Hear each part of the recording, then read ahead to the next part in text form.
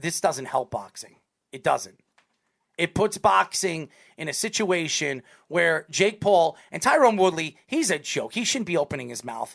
And to me, he's selling everything with this boxing thing. His whole mom thing and everything like that. It's a crock of you-know-what. That he has nothing. Him fighting with it. It's just trying to put fannies in the seats and sell more tickets. That's all it's doing. So, again, I wonder... When you look at boxing and the purist of boxing, is this really helping the game? Is it helping the boxing world? The answer is no. So I don't know how you could sit here and say that this is good. He's a great marketer. He's a great salesman. There's no question. Conor McGregor is a great marketer, great salesman. Is he a great boxer? No, he's not anymore. Not anymore, but in his prime he was. Yeah, but he was in his prime a year ago, 2 years ago. No, I get it. He's not in his prime. Jake Paul's not there yet. What do you mean he's not there? He's not a great fighter at all. He's never going to be a great fighter. All right, then. So why are we paying money to watch him fight? Well, because he's a marketer. He's a YouTube sensation. Said, that's fine. But like you said, if you really want to be a street fighter, get in the cage. You know why he won't get in the cage? Because he'll get embarrassed in the cage. Embarrassed. He'll get embarrassed in a boxing ring against a real boxer. I understand. I get it. He's fighting nobody. Tyrone Woodley, I mean, he's an all-world wrestler. He's not a boxer. Right. I get it. But see, what Jake's really trying to do is Jake wants McGregor. No, what Jake's trying to do is he's taking his fans, his YouTube, and he knows that he has a very good chance of beating Tyron Woodley and knocking Tyron Woodley out. And because he's a fighter and he was a champion in MMA, he wants to shut down the MMA, the MMA fans. So what he's trying to do is knock out these MMA fighters, even though they're not good boxers, and say, you know what, this is the best the MMA world can give. I'll knock you all out. And that's where it's coming. And Carl, you don't have to leave. I just wanted to, we have a fan that's calling up, and I want to answer the question. So Carl, don't leave. We're going to get back into the basketball situation. But that's where I have with this fight. I think it's a joke. Yeah, I hear you on that point. The thing with boxing is they don't got a lot of credibility, anyways. They've hurt themselves so much that for them to come and try to blame Jake Paul or something, they got no room to talk with all their controversies and this belt system, the promotions, the sanctioning bodies. It's just complete corruption. Kev, let's go off this. We were just talking about basketball, and I know you're a basketball fan. If the Knicks land Bradley Beal, are the Knicks the second best trio in the Eastern Conference? Let's see, the Knicks. Kemba Walker, Beal, and Randall. Okay? We all know about James Harden, Kyrie Irving, and Kevin Durant. That's number one. We all know that. So you look at all the good teams in the Eastern Conference right now. I don't know. Kemba Walker, he hasn't been impressing me these past couple of years. No, last year, he came off a knee injury. His first year with the Celtics was really good. He was an all-star player. He had 24. He was averaging 24 points a game before he hurt his knee at the end of the season the year before, and that was his first year with the Celtics. So if he can get back to his all-star form, that is definitely a top contender in the East. Yeah, but are they the second best trio in the Eastern Conference? That's my question. Because Tyler doesn't think that they are. He thinks Miami's trio is better. He thinks that the Bucks trio is better. Who are their trio? I mean, Holiday, Middleton, Giannis. Yeah. That's the second best big three in the East. I don't think so. Well, of course you will. No, I don't think so. I mean, they just won an NBA championship, so you should think so. Okay. If Kemba's at the highest game, is Holiday better than Kemba Walker? Yes. No, he's not. No, he's not. He's not, Tyler. They're the same level point guard. Tyler, he's not. They're the same level of point guard. No, they're not. You're crazy. Kemba Walker has been a 4 or 5 time All-Star. How many times has Drew Holiday been in the All-Star game? Once? I mean, he went to New Orleans. It was an afterthought, and the All-Star game. I know, the All-Star game is completely relative to where you play. Kemba Walker at one point was a top 5 point guard in the league. I love Kemba Walker. Drew Holiday ever a top 5 point guard?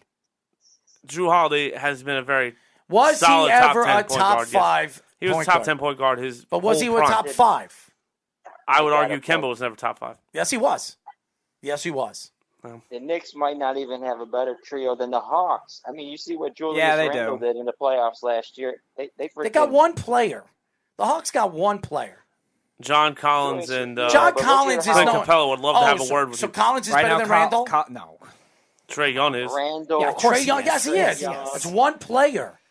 I He's a understand big that. But center. Trio. I understand, but Trae Young is the best Trae, of the three. is Trae Young better than Bradley Beal? That much better than Bradley Beal? He's better than Bradley Beal. By a little, but not by No, much. I didn't say by much, but he's better. Maybe. So it would be Trae Young, then Beal. I mean, to me, John Collins and Randall are probably even. Oh, you're on drugs. No. And then whoever, Come on, look at the way Kemba Randall Walker played is last. last of the six. No, he's not. Errol, you gotta let this Nick thing go, man. Randall. Kemba Walker Walker is not better than John Collins or Clint Capella. Capella's a one-dimensional player. So is Kemba Walker. No. Stop. Not at his peak. If he's His healthy, peak is gone. we don't know that Kemba yet. What do you mean? Walker. He's 31 years old. His peak is gone? Dude, he averaged Kemba 19 Walker points a can't play game. Dude, defense. does a playoff NBA team ever give up on a star point guard when there's nothing wrong Yes, with when them? they overpaid for him and they didn't think he fit their offense. Yes, they do. Or he's not healthy John and can't Collins play anymore. averaged 17. His career average is 16.6 a game, okay? John Collins, all right? Kemba Walker, all right? I'll go. Kemba Walker's career is 20 points a game. Career, Errol, 20 you're points going a into game. this season. Last year, You have to be realistic about this. all right, last season he averaged 19.3 and his career is 19.9. So how do you say that? What The difference Celtics is it? gave up on him, and then the team that the They Celtics traded him to cut him. Okay, are you Cut him. Does this sink into your head? They need a big man. That's what they need. So I'm going to go back to this. If they need a big man and they're paying Kemba Walker over $130 million, okay, what are they going to do? They're going to try to get rid of that contract because they want to open up next year's offseason where they can get a big man and a third guy that can fit their offense. Now, Kemba Walker, career, averages 19 point. Last year averaged 19.3. Just listen, 19.3, 4 rebounds a game, and 4.9 assists a game. His career, 20 points a game, 3.8 rebounds a game, 5.4 assists a game. Kemba Walker didn't have a bad year. He really didn't. At the 3-point line, almost 40%, and a field goal percentage 42. Last year, the only thing with Kemba Walker is staying healthy. Kemba Walker is better than Collins. Much better than Collins. And for you to think that, not to think that, John Collins has never been an all-star. He's never been a top player. He's not even a top player at his position. John Here's Collins. the problem. Here's the problem right here is the guys in the Knicks, they haven't done anything. They're not winning. Kemba Walker hasn't won anything. Bradley Beal hasn't won anything. Julius Randle hasn't won anything. They're not proven. Julius Randle choked in the playoffs last year. He was bricking up everything. The dude was clanking the John rim Collins. every shot he took. Okay, so you can't hold blame on a him second. on Forced that. shots. He Not forced because of John shots, Collins. first John of all. Collins And did a great so job. you're telling me Stop. John Collins is better than Julius Randle. Is that what you're saying? Me? No, I'm talking to him, Kevin. You think John Julius Collins? Randle, I'm asking you a question. It's hard to compare. No, it's hard to compare. it's not hard to compare. You're actually going to sit here and tell me, and I like you. You're going to actually tell me that John Collins is anywhere close to Julius Randle. I don't know. That playoffs left a bad taste in my mouth the way he performed. But throughout the season, he had a way better season. He definitely looked like the better player. But in that playoffs, man, the dude just folded. Yeah, he folded, and that could be a problem. Maybe he was tired. Maybe he was injured. Who knows what it was? But to say that John Collins is better than Julius Randle is a joke. Now, John Collins better than Kemba Walker. Two different positions. Who would you take? At a healthy Kemba Walker, and he's saying he's 100% healthy, and his numbers last year were almost identical to his career numbers. Who are you taking? Kemba Walker or John Collins? Healthy Kemba Walker. Okay. You're right. Okay. You're right. So Hold on. What player is ever going to say, I'm not healthy? Kemba Walker, even when he wasn't fully healthy last year, had almost the same identical numbers as his career numbers. So Kemba Walker really didn't have a bad season last year. He really didn't. I've No never seen a impact. good player coming off a good season that was healthy get cut by a team that traded for him How as many a salary times dump. did you not listen It's to common sense, Errol. It's I not know common it's. I know it's not often that you have that going for you, but just please Just try to use common sense. Barry Sanders, comparing Barry Sanders to here Saquon Barkley. And here's the lack of common sense. Your common Here sense comes is the ridiculous. lack of common sense once ridiculous. again to come to fruition almost immediately. I said he looked like, and you agreed about 3 minutes ago that he does look like multiple players have looked like. So quite frankly, I didn't really say anything that outlandish. But hey, you could look what like are you it, gonna do? even putting him in the same name as Barry Sanders is blasphemy. What did you try to say the first time? Shut blasphemy? Up. Blasphemy. You don't even know what it means. So what do you Do you care? know what it means? Yes, I do. You don't. Tell me what it means. What do you mean blasphemy? Crazy, stupid. Oh, That's what all right. blasphemy is. All right, then. Yeah. So all right. what? I bet you didn't know that. Well, I mean, Stephen A. Smith is probably going to roll over, but that's fun. Right. Come on, just settle down.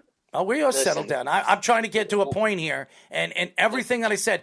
And listen, this has nothing to do with being a Knicks fan. This has nothing to do with arguing back and forth till the show is over. The answer is, honestly, if Bradley Beal goes to the Knicks, Kemba Walker is healthy, and Julius Randle is the same player he was last year, which I believe he will be, the Knicks have the second best trio in the Eastern Conference. It's not even an argument. And for anybody to argue that, it's stupid. It's dumb because it's true. And why wouldn't the Knicks do this if they can make that trade? Like Ben says, if that trade does go through or it's somewhere around that trade, that's a good trade for the Knicks. That's a great trade for the Knicks. Why wouldn't the Knicks do that? Speedy, would you do that if you were Nick? Yeah, of course. Tyler, you wouldn't do that if the Knicks if you're the Knicks, that's highway robbery. If you're the Wizards, you should be disowned from the NBA. They're getting 3 first-round draft picks. Obi Toppin. Obi Toppin, who was a first-round draft pick a year ago. That's fantastic because first-round draft picks in the NBA are... And I think Obi Toppin's going to have a great year. Yeah, so why are you worried about trading them then? Quigley, who was a first-round draft pick. So first of all... Kevin Knox, who was a first-round draft pick. Because this guy likes to chime in when he feels like it. Do you have anything intelligent to say right now? Speedy's talking I thought you were talking to Kevin. No. I'm talking to you. Oh. I was saying, why are you... If NBA first-round picks are not valuable, why are you worried about trading? If you're the Wizards, are you trade because you need something back for future compensation? By God, that's a lot. By God, what are you supposed to do? The Wizards are rebuilding as it is. All right, good. So how do you rebuild an NBA team that people don't want to go sign to? By drafting well. All right, then. So what are you supposed to? What do you mean draft picks aren't? Please. So why are you worried if you're the because if you're the Knicks aren't going to give me Randall for him? If you're the Knicks, why are you worried about? No, I'm saying for the Wizards. For the Wizards, you need drafts back. For the Knicks, I don't care about drafts.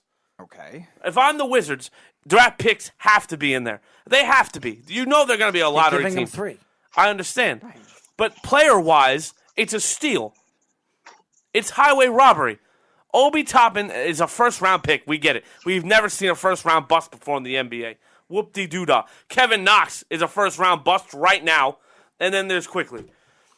Who's good. He's a great player. No, Quigley's fine. The fact that R.J. Barrett's name's not in that trade is an absolute joke. Absolute joke. R.J. Barrett and Mitchell Robinson has to be in there. Honestly, I'd rather take Barrett and Robinson in the 3 picks. All right, if you trade, if let's say R.J. Barrett goes in there and they R.J. Barrett, Obi Toppin, Quigley, and 3 first-round draft picks, they still have a ridiculous team. The Knicks they still have the best trio, the second best trio. I don't agree with that statement at all. Second best trio in the Eastern Conference. There's nobody besides the Nets. There's nobody else. No, I'm telling you, the Bucks aren't. The Bucks are not better as a trio. They're a deeper team. They're a deeper team. They're not a better that trio. I don't even know if they're a deeper team NBA anymore. Finals. With Fournier over there, with Evan Fournier over there. We'll see how the rookies are, but I think Milwaukee's depth. We saw how good they were. How good they were. So until the Knicks prove it, and if they don't trade R.J. Barrett, in that trade, if the Wizards don't get R.J. Barrett in that trade, if R.J. Barrett's there, I could say that the Knicks have the best 4 in the Eastern Conference. They have the best 4. How are you going to blatantly disrespect the Bucks like that?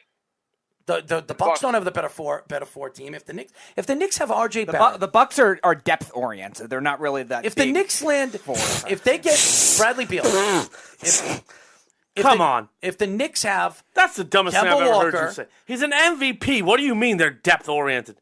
If Giannis left that team, they wouldn't have won an NBA Finals. Of course, no question. All right then. So what do you mean they're depth oriented? The team would have been just as deep. They wouldn't have beaten the Nets without depth. That's true. They wouldn't have beaten the Suns without depth. So you're telling me that team, that big 3 didn't outplay the Nets big 3? Because it was Kevin Durant basically they didn't by have himself. A big three. Right, it was Durant by himself. Right. They really didn't have a big All right, three. then. Kyrie right. and to Harden judge were them. out.